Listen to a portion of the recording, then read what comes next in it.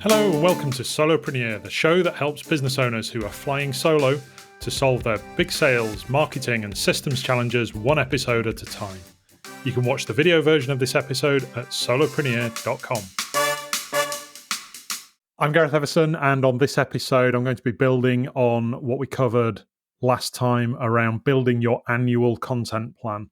Remember, we talked about setting aside a day to plan out what your quarterly themes, your monthly content, and then your weekly shares and insights via emails and social media would be.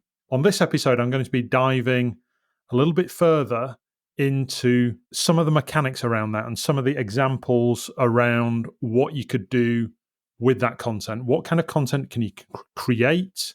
Where might you do that? What kind of format might it take? And let's talk about some of the tech that you might use to help you to do that.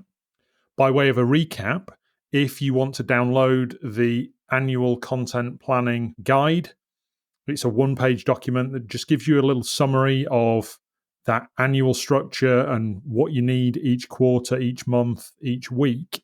Then go to solopreneur.com/content-plan, and you'll be able to find that content planner there.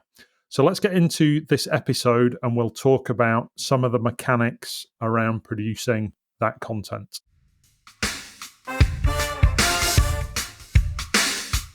Let's first talk about why do we need to produce content. As experts, we need to be seen as being able to solve specific problems for our clients, whether they're businesses or they're end consumers.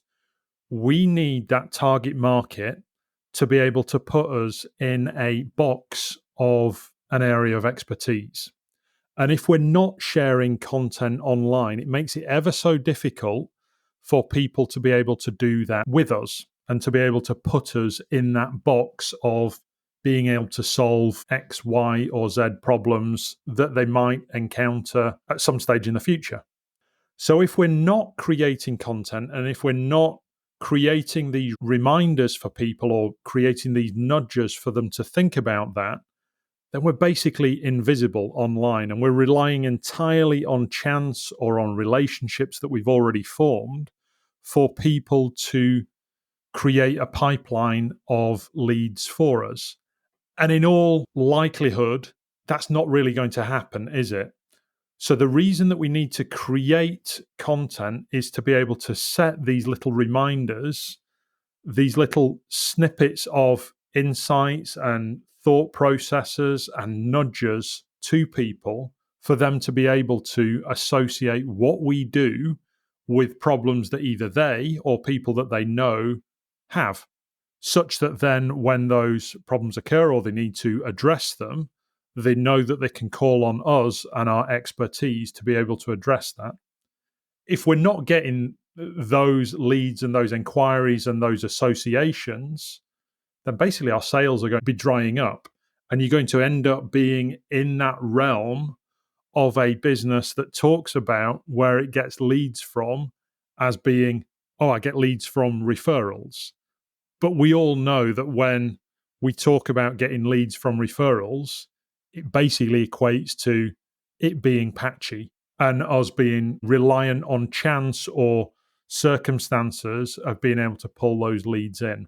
So having content in your business and sharing content on that regular basis around core themes, around topics that you know are going to engage with your audience, that gives you a vehicle to attract that awareness and that interest, and then those leads who are opting in into your email list and into finding out more from you. It allows you to do all of those things. So not doing it leaves yourself exposed to not having that steady source of leads being able to come into your business, whereas having it gives you that route to more predictable and more consistent sources of leads coming into your business.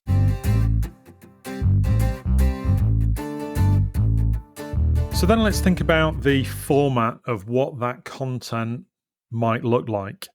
What we're trying to do here is, especially if we're running a solo business or a small business where there's very few people who can have that interaction with prospective clients and with clients, what we're trying to do is clone ourselves. So clone or replicate that experience that people will have were they to be talking with us or a member of our team on a one-to-one basis. When we think about the format of that content, we need to think about what it will be comfortable for us to be able to create on a regular basis. So it needs to fit that criteria of something that we're happy to do regularly. It might be a burden, but it's a burden that we're happy to deal with on a weekly, monthly, regular basis. So if you're not happy to appear on video, then is there a written format or an audio format that you can use instead? If you're not happy to draft blog posts, so if you're not happy with the written word, then blogs might not be for you, books might not be for you as a different format that you can create. Working out the format of how you're going to produce content is something that you might not get right first time. I've run this business for 12 years, and in that time, I've only in the last, well, it's less than a year, thought about or started creating podcast audio content. It's something that never really entertained in my mind until just under a year ago. I've experimented in the past with blog content. I do like writing when I've got the time to do so. And at times I've entered content challenges where I've been part of groups where it's been like accountability groups where you're writing a blog post every week for a specific period of time. And I did that with mixed success. Some years I did it, other years it fell off, other years I managed it. It just felt very patchy and didn't feel, whilst I enjoyed doing it if I set the time to do it, I didn't enjoy that process when I wasn't able to carve out the time to create really good blog posts. A couple of years ago, for when I was thinking about the concept and communicating the concept of Lemonade Plan for the first time, I created a YouTube channel. And you can find that to this day. If you type in Lemonade Plan into YouTube, you can see a series of about 15 or 16 videos of me speaking to camera that I recorded over a period of, I want to say something like 2, 3, 4 months over the summer of 2022. And whilst I really enjoyed that process of thinking about content and recording that content, and occasionally enjoyed the process of editing those videos from a tech perspective, I'd found that a time-consuming burden. I was trying to do one per week, and it was taking up at least a couple of days of my time, long days of my time, to be able to create those. So whilst I enjoyed that format of creating videos and editing those videos, it was too time consuming. It was impacting on time that I was able to spend with clients in a paid sense. It didn't get the traction that really justified being able to devote a couple of days a week to it to be able to do it. The other format I'd looked at, and this is about a year, 18 months ago, was writing a book. And it's a book that I will still write. So you might actually be hearing this when the Lemonade Plan book is out. I got 9,000 words into writing that book 18 months or so ago. But I got to the point where it became a burden to be able to create that. And I wasn't quite able to see it over the line. I wasn't quite happy with some of the content that I'd included in there, some of the concepts that I'd included in there, some of the ways that I was phrasing that messaging. So that fell by the wayside as well. So that's 3 different formats before I discovered podcasting and that feeling right for me. So have in mind from these experiences, have in mind that you need to yourself permission to be able to test some of these ideas and to be able to explore and dive deeply into some of these content structures and some of these ways of articulating yourself before you find the one that connects with you. Why have I stuck with podcasting? Well, a couple of reasons, really. One, it's relatively easy to do. So in an hour per week with Rob Drummond, who's my first listener, who works with me on the podcast, we record these podcast episodes. I then do a first wave of editing it, and I'll come on to the tech in a moment. And from that podcast, we can then create content that comes off the back of it. It's a great format for me to be able to do every week, talk about a different topic, and relatively straightforwardly be able to edit off the back of it and produce and publish that podcast that then gets disseminated out to the various different podcast platforms and to YouTube. I can share the video recording of it. I can share a digest of it online in different formats and via emails. It works for me, and it works for me in a way whereby across the course of the week, I'm only investing somewhere between about 5 and 6 hours into all of my content. And it all comes from this central seed every week of the podcast. So that time investment really works for me. The engagement investment that comes from it, especially people who are binge listening to the podcast, really works for me. I talked there about things that have worked for me, and I don't want to say to you, you must do this format or you must do the other format. What I will say is that you need strong core pillar content that you can then build off in other ways. For me, the podcast represents that core pillar content. It's an asset that's out there that people can listen to, that people can digest, they can binge watch or listen to, and they can then decide if my message connects with them. You need that in your business. That's not going to come from just occasionally posting bits and pieces to social media, to posting posts that just sit on their own and haven't come from anything else, have no flow to them, have no connection to any of your other core assets that people can then engage with if you've lit a spark in their mind with whatever you've posted online. You need that place for somebody to immerse their interest in to be able to find out more about you. Because with the best will in the world, the perfect way that they could do that is having a one-to-one conversation with you. But if you're in this model of finding a lead a day to keep the downturns away, we talk about that, a lead a day keeps the downturns away. That means around about 30 leads a month are coming into your business. With the best will in the world, you can't have 30 conversations a month with people to be able to probe at their problems and to help them to come to a conclusion that what you do will help them. So have that place that people can go to online where they can binge read, they can binge listen, they can binge watch content that they're interested in, that helps them to understand and then think about how they address their problems further. So the big takeaway from this piece is you need to find something that you're comfortable to invest the time in on a weekly, monthly basis, that you enjoy doing ideally, and whether you enjoy it or not, that you're able to be consistent with over those time periods. But importantly, it needs to be content that exists beyond the time that you create it. So it's not starting life as a social media post. It ends up being multiple social media posts. It doesn't start as a social media post.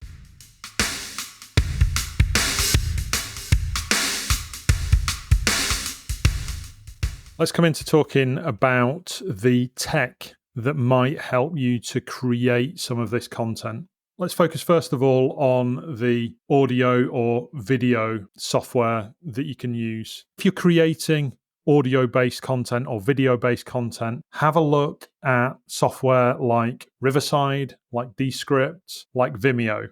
The reason I encourage you to think about those three platforms is that they're great for recording content at high quality. They're also fantastic, and they use AI in the background at being able to interpret what you say in those sessions that they then turn into transcripts, text-based, time-coded transcripts of what you're saying, that instead of having to be a video editor where you're looking at a time-coded visualization of what's being said, you can actually look at the text and basically just edit as if you were editing a document. And when you take out words, you can't add words in, but when you take out words or you take out pauses, those softwares automatically remove that from the edit, which is a really easy way of a novice content creator being able to hone in really good quality and edited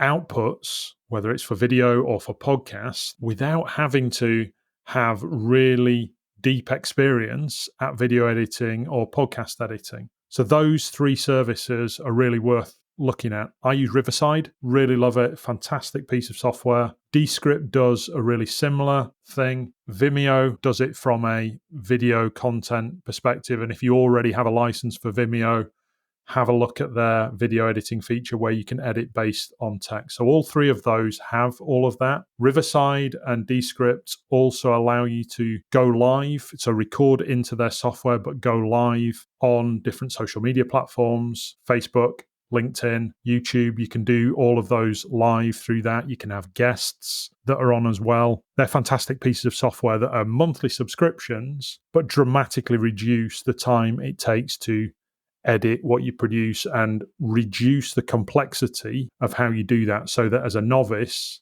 you can do that yourself.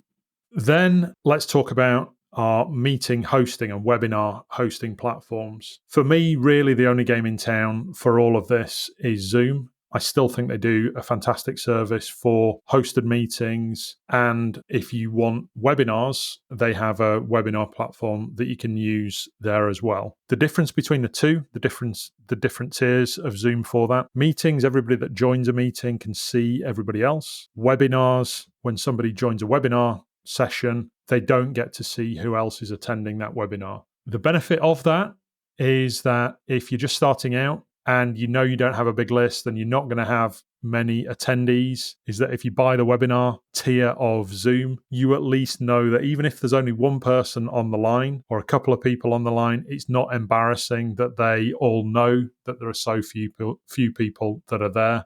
So worthwhile the extra, I think it's $30 extra to get the webinar tier of Zoom to be able to do all of that. While we're talking about video content and perhaps webinars, I'm often asked, is it possible for me to create an evergreen webinar that I can then use on a monthly basis? People become obsessed with the ability to automate things. I would really encourage you that in these early stages of creating content for your business for the first time, you'll get a lot more value out of doing the recordings or those sessions live than you will do through recording one and making it evergreen early on. The reason is that you'll learn the way to phrase certain things when you do it live. You'll change the way that you talk about topics that are related to what you do to fit your audience, and you'll get better and better at being able to describe that the more times that you do it.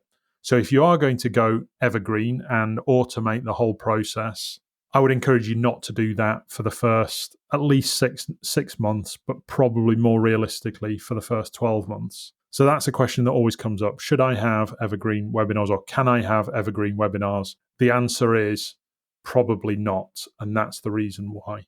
Then finally, another piece of software that's really useful, especially when you're creating audio or video content, is ChatGPT or its alternative, Claude AI. What these services are great for are inputting into them the transcripts that come from your video. So if you're using a service like Riverside, Descript, Vimeo, all of those services give you ability to download the transcripts of what you said, the way that they've interpreted what you've said. So they might need a little bit of editing, a little bit of tweaking. For example, when I talk about solopreneur, my service and brand, those transcription services that I use always interpret that as being solopreneur. So I always have to change solopreneur to be my brand name, solopreneur. So there will need to be a certain level of editing. But once you've got those transcripts, when you upload them into ChatGPT or Claude AI, you're able to program in there GPTs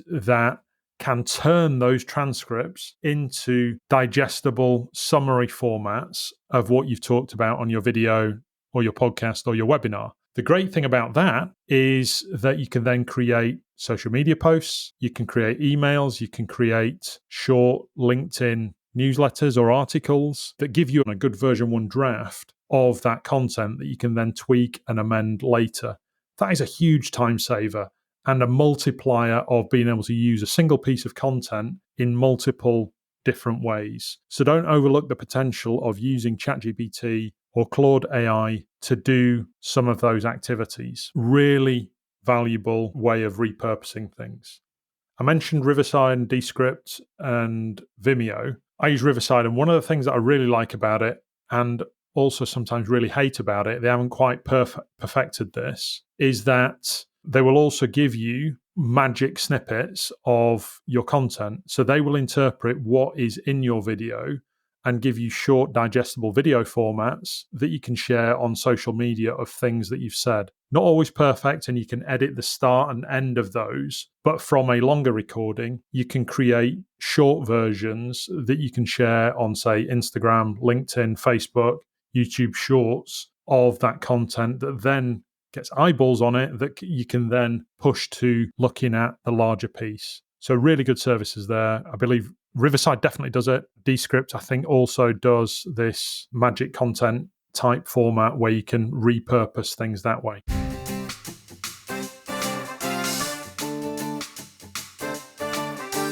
So what I wanted to do on today's podcast was build on what we talked about in terms of that planning exercise, that formal planning of what are you going to do at the different parts of the year, the quarterly plan, the monthly plan, and then the weekly content that falls out of that. I wanted to build on that framework and give you some ideas about the ways that you could generate content in your business. I'm not going to teach you to suck eggs and talk about what you should talk about by way of your expertise. You'll have seen and heard on different episodes that we've covered what kind of content you should be creating for the different stages of your funnel. Episode 3, if you haven't listened to that, talks about the 3 main stages of your funnel: the top of funnel, middle of funnel, bottom of funnel. So I don't want to teach you to suck eggs about what you should be talking about, but I do want to give you ideas and give you permission to experiment with different platforms and give you that guidance that you might not get it right first time. It took me 4 different goes of different formats and platforms to be able to find one that really worked for me. You might be very different. You might find that the written format is where you want to start with. You might find that the video format is where you want to start with, or even the longer format of books, and then creating digestible versions of that for different platforms might be the place that you go. But give yourself permission to experiment with those different things. Set yourself targets of creating the content on a weekly, monthly basis to that wider plan so that you have content assets that people can access that gives you over time a consistent appearance online and a consistent expectation of what they can get from you without it being sporadic and having patches all over the place that when, say, they look at your website or they look at your YouTube channel or look at your podcast or look at your social media and just see massive gaps. That's the last thing that you want them to experience, because if they see gaps in that, they're going to start subconsciously thinking that if you're sporadic, you're unlikely to be consistent with them in the way that you work with them. Content is a fantastic way to build and grow and connect with your audience. It creates that magnifier of what you're talking about that's reusable, that replaces you having to have as many one-to-one conversations as you'd probably need to have without it to be able to connect with enough leads to have a business that can grow predictably and can achieve the sales revenues and the profit performance that you'd like it to have. So lots in here that you need to think about. You can find the episode notes for this episode at solopreneur.com/EP29. And if you've got any questions about this or you'd like to bounce around ideas on it, go and find me on LinkedIn. My DMs are open on there. A shortcut for finding me on there is to go to askgareth.com, and that will land you straight on my LinkedIn profile. Mention that you discovered this topic via the podcast, and let's just have an interaction on there, and we'll bounce around some ideas, and I'll give you feedback on a plan that you'd like to create. Thanks for listening to this episode. On the next episode, I'm going to be talking you through my exact process that I follow in my business to create content in that content plan. That'll be the third episode in this content planning and production series, and you'll be able to see at a detail level what I do to be able to create content in my business and how that works for me. Not necessarily for you to copy it and clone it, but to give you an idea and an insight of what goes into creating content that generates leads and turns into sales. So stay tuned for that. Thanks for listening to this episode of the Solopreneur Podcast. Remember that what we learned today builds more value if there's a plan to take action on it tomorrow. So head to solopreneur.com and check out our growing community of action takers and all the training and software that you need to build a scalable business without breaking the bank. And if you value the show, please help others to discover it too by leaving us a review wherever you get your podcasts, or by sharing a link to an episode on LinkedIn or wherever your finger does its scrolling.